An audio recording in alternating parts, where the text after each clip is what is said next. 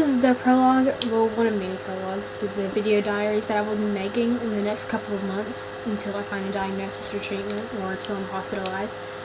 I right now am having critical health problems where I am not, well, I'm still enrolled in school, but I am homebound and I'm not doing as much work as everyone else. I can't go to school right now because of my shape health-wise. I'm not able to sit in the class and concentrate and just be perfectly fine for a normal school day. I can't do that anymore. My health says no. Well, I'm going to start out where my health problems actually developed when I was 13.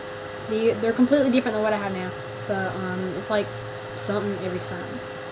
Well, I'm going to start when I was 10. When I was 10, I was actually diagnosed with pneumonia, and I was actually sick for about a month or two with walking pneumonia, and it seemed like it wouldn't go away. I had to get 14 shots in my buttocks, and I was 10, so that was very painful for me. I couldn't really eat anything because every time I ate, I would throw it up, and I couldn't really do it. So, when I was 13, I was actually experiencing health problems such as fast heart rate. I could hear my heart beating. I could feel it. I could feel it through my chest. Dizziness, lightheadedness, shift in blood pressure. So one day we went to the local family clinic, and I was checked out by the doctor. They said that my second beat of my heart rate was splitting in half, so instead of going boom boom, it's going boom boom boom, and that my blood pressure was awfully high. So we checked it from the minute we got there and checked it when we left, and when we left, my blood pressure was really low, and that it wasn't that good.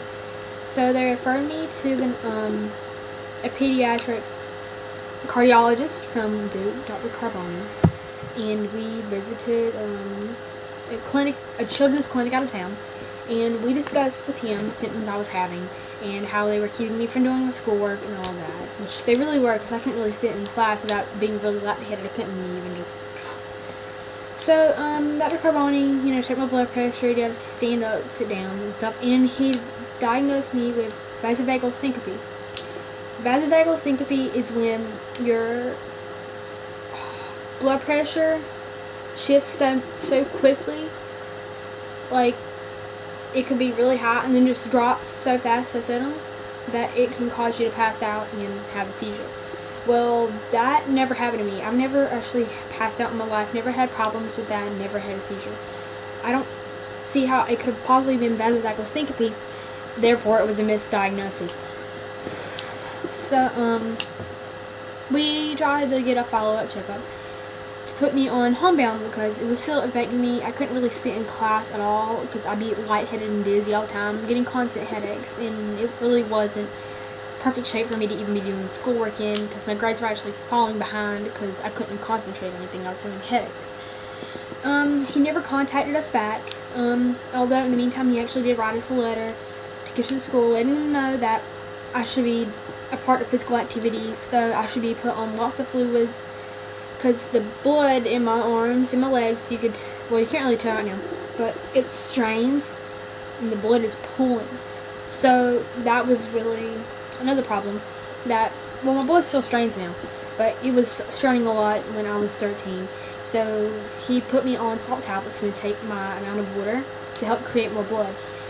Your blood strains when there's not enough blood in your body to circulate, and it all pulls down to the bottom of your feet, and you can get really lightheaded, and your blood pressure can shift and all that. Many teenagers actually have the pulling and the straining in their blood, but it doesn't really affect them like it affects me.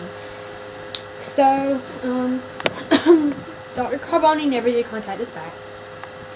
So what we did was we set up an appointment with a UNC cardiologist, Dr. Cotton.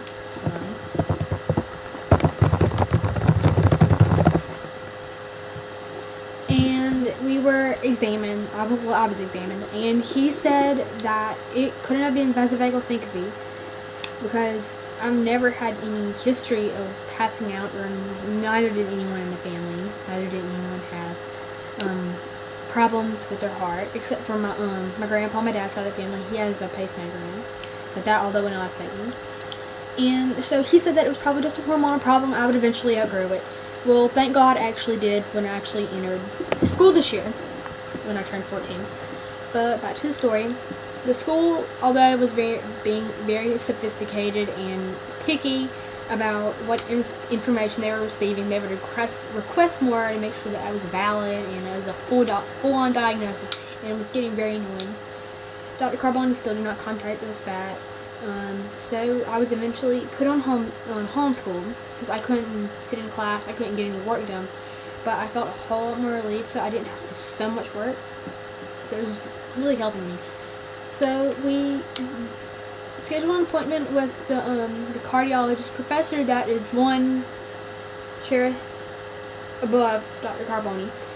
And he said that I was misdiagnosed and that I could possibly have POTS syndrome, that we shouldn't actually completely go into treatment until I have had tests done. He looked at an overview of my symptoms and stuff like that.